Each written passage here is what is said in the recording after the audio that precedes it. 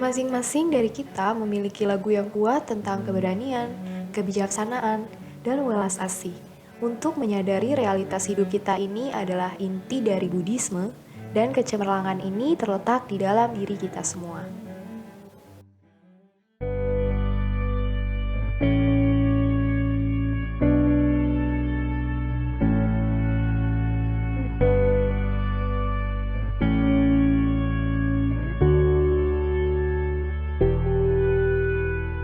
Pak, ini ya nis yang harus kita beli. Oh banyak banget, Ya habis gimana? Ini semua udah habis. kan belum gajian. Ya nggak apa-apa lah, habis gimana dong?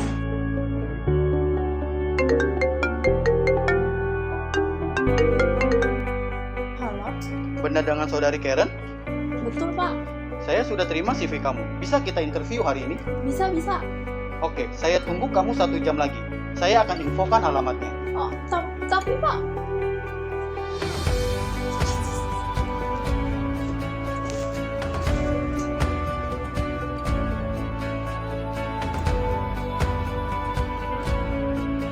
Ya, halo siang Pak. Ini sudah mau Saya rasa gambar desain kamu nggak cocok deh sama tema kita.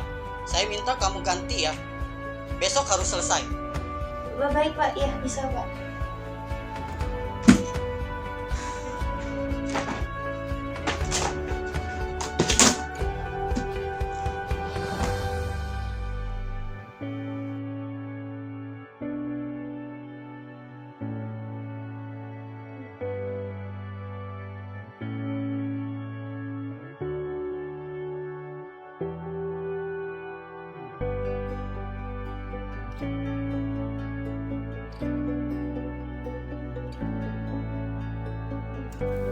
Kesepian, konflik, dan sakit bukanlah hal yang istimewa di masa sekarang, tapi setua kehidupan itu sendiri.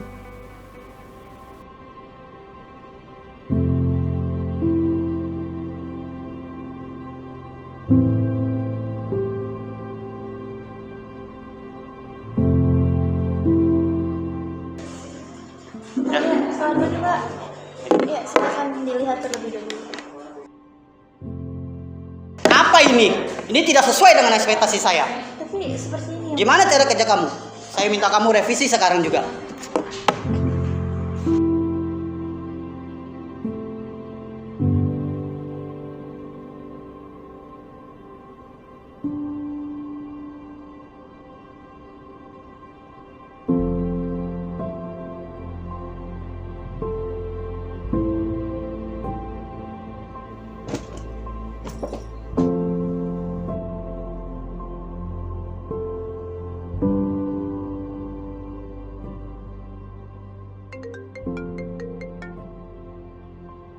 Mohon maaf, hari ini kamu tidak bisa diterima kerja.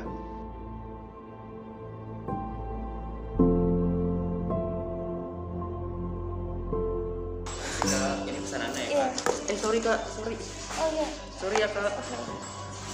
Aduh, sial banget sih gue hari ini. Terlalu sering kita sulit mempercayai diri kita sendiri. Rasa takut dan cemas muncul dari kepercayaan kita bahwa kita itu belum cukup baik, tidak cukup kuat untuk mengatasi badai kehidupan. Pengenalan pada Buddhisme Nichiren Daishonin SGI. Ajaran Buddha dimulai dengan pencarian untuk mengatasi masalah-masalah penting kehidupan ini. Sakyamuni, atau yang juga dikenal sebagai Siddhartha Gautama, adalah seorang pangeran di sebuah provinsi kecil di India Utara. Dia hidup dalam kenyamanan dan kemewahan. Namun suatu hari, dia berkelana keluar dari gerbang istananya. Dia melihat kelaparan, penyakit, dan kemiskinan. Menyaksikan ini membuatnya merasa malu akan hidupnya yang mewah dan berlimpah. Dia bertekad untuk menemukan jalan yang memungkinkan orang-orang untuk mengatasi penderitaan hidup yang hakiki.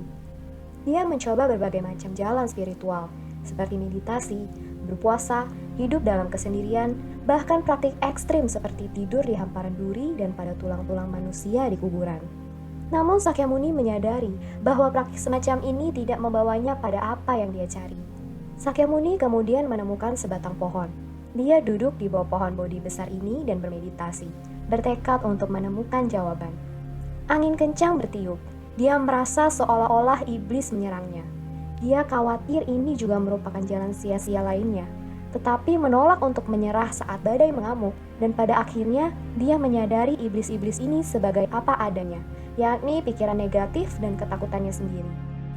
Akhirnya dia mencapai pencerahan dan memahami hukum atau prinsip bahwa semua makhluk hidup memiliki keberanian, kebijaksanaan, dan welas asih. Dia kemudian mulai berbagi pengetahuan ini dengan orang lain. Murid-murid bermunculan dan berusaha untuk mengerti dan mengikuti cara hidup baru yang revolusioner ini. Sakyamuni menuangkan intisari dari semua ajarannya ke dalam Sutra Bunga Teratai, yang secara mendasar menyatakan bahwa semua orang adalah setara dan tujuan hidup dari setiap makhluk hidup adalah mencapai kebahagiaan. Setelah Buddha Sakyamuni moksa, ajaran sesungguhnya yang diajarkan oleh beliau memudar dan terpecah menjadi banyak sekte yang berbeda-beda. Sakyamuni bahkan dipuja sebagai dewa, bukan sebagai manusia. Shonin lahir di Jepang di keluarga nelayan yang sederhana. Saat dia tumbuh dewasa, dia melihat negaranya terporak-poranda oleh bencana alam, epidemi, dan konflik. Dia bertanya pada dirinya sendiri, mengapa ini terjadi? Untuk mengakhiri penderitaan ini, Nichiren berikrar untuk menjadi orang yang paling arif di Jepang. Dia rajin mempelajari semua aliran agama Buddha. Setelah bertahun-tahun, dia menyadari bahwa Sutra Bunga Teratai adalah ajaran tertinggi dari Sang Buddha, karena mengajarkan bahwa wanita, pria, dan semua makhluk hidup adalah setara dan memiliki jiwa Buddha. Inilah hukum Nam-myoho Renge-kyo. Dia menemukan bahwa dengan melantunkan Nam-myoho Renge-kyo dan menyadarinya, siapapun dapat memunculkan suasana jiwa kebahagiaan dan menang atas penderitaan hidup. Nichiren berdiri seorang diri dan melanjutkan pencariannya untuk menyebarkan hukum Nam-myoho Renge-kyo ini. Namun seiring berkembangnya Buddhisme Nichiren, pemerintah dan kelompok agama lain melihat ajarannya tentang pemberdayaan dan kesetaraan sebagai sebuah ancaman. Mereka menganiaya dan mengasingkannya ke sebuah pulau kecil bersalju di Laut Jepang. Namun, dengan kekuatan yang dia peroleh dari pelantunan Nam-myoho Renge-kyo, dia merasakan bahwa penganiayaan itu menandakan misinya untuk memberdayakan semua orang dengan Buddhisme, dengan menyatakan semua rintangan bagai debu di hadapan angin. Nichiren menulis Gohonson, yang merupakan objek penghormatan saat kita melantunkan Nam-myoho Renge-kyo, karena Gohonson menggambarkan jiwa Buddha dalam setiap makhluk hidup. Dia membantu satu persatu orang membangkitkan kekuatan dan keberanian dalam diri mereka melalui ajaran Buddhis. Murid-muridnya mengatasi penyakit, kemiskinan, dan perselisihan di dalam keluarga dan menjalani kehidupan yang penuh kemenangan. Di masa sekarang, Soka Gakkai muncul sebagai gerakan rakyat biasa yang menggunakan ajaran Nichiren untuk menang atas tantangan hidup. Soka Gakkai adalah organisasi yang menyebarkan Sutra Bunga Teratai dan Buddhisme Nichiren dengan benar berdasarkan kesetaraan dan potensi yang tak terbatas dari semua orang. Karena upaya berani dari 3 presiden pendiri dan guru abadi, Tsunesaburo Makiguchi, Josei Toda, dan Daisaku Ikeda untuk menyebarkan Buddhisme Nichiren Daishonin, sekarang orang-orang di seluruh dunia melantunkan hukum Nam-myoho Renge-kyo seperti yang diajarkan oleh Nichiren, untuk memunculkan suasana kesadaran Buddha yang gigih, untuk melihat martabat hidup mereka dan orang lain, untuk mengatasi semua kesulitan dan masalah dengan kesadaran akan misi untuk menginspirasi setiap orang.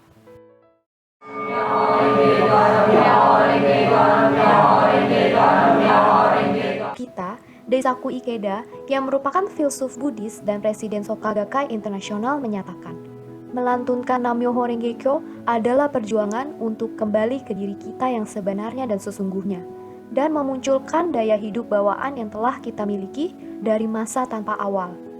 Ada saat-saat dalam hidup kita, yakni kita masing-masing telah memunculkan keberanian untuk membela diri sendiri atau memiliki welas asih kepada orang yang menderita. Umat Buddha menyebut potensi besar untuk kualitas-kualitas dalam kehidupan ini sebagai kesadaran Buddha.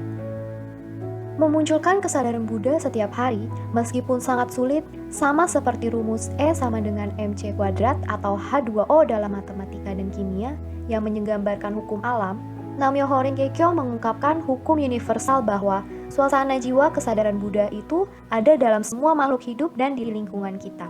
Kegigihan bunga untuk mekar di tengah angin dingin, ekosistem mempertahankan keseimbangan yang peka sehingga dapat menopang kehidupan di dalamnya. Kekuatan alam semesta bawaan yang welas asih dan berani untuk maju dan melindungi kehidupan adalah hukum Nam-myoho Renge-kyo. Melantunkan Nam-myoho Renge-kyo berarti menggunakan potensi tak terbatas ini dan menggunakannya untuk mengatasi kesulitan dan menciptakan dunia yang lebih baik. Namun, ini bukanlah rumus ajaib. Sebaliknya, ketika kita melantunkan Nam-myoho Renge-kyo, kita melakukan revolusi dalam hidup kita.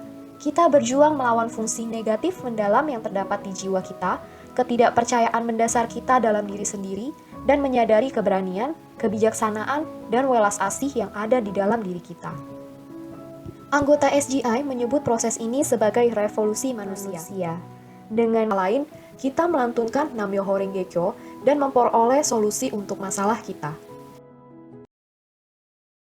Memunculkan semangat untuk tidak pernah terkalahkan,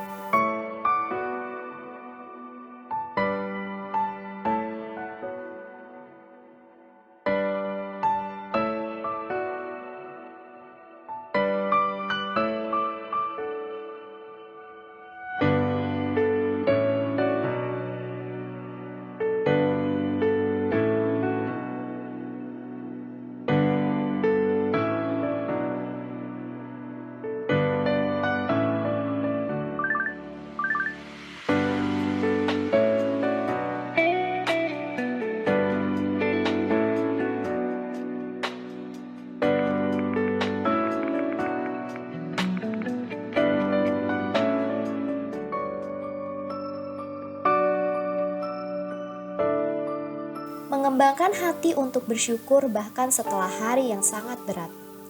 Capek kan hari ini? Nih, minum dulu tehnya. Makasih ya udah nemenin aku belanja.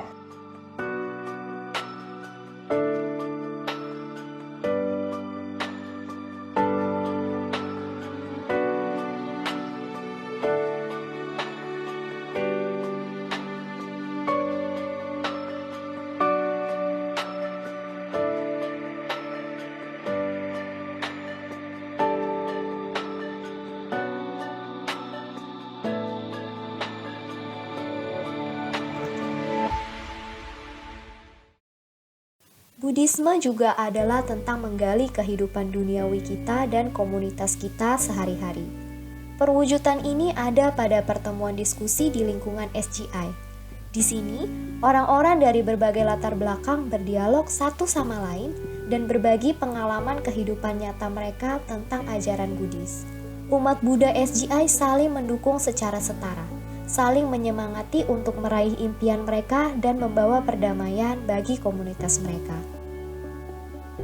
Kunci untuk semua perubahan ada dalam perubahan batin kita, yakni perubahan hati dan pikiran kita. Inilah revolusi manusia. Kita semua memiliki kekuatan untuk berubah. Ketika kita menyadari kebenaran ini, kita dapat memunculkan kekuatan itu dimanapun, kapanpun, dan dalam situasi apapun, karena ketika kita berubah, dunia pun berubah.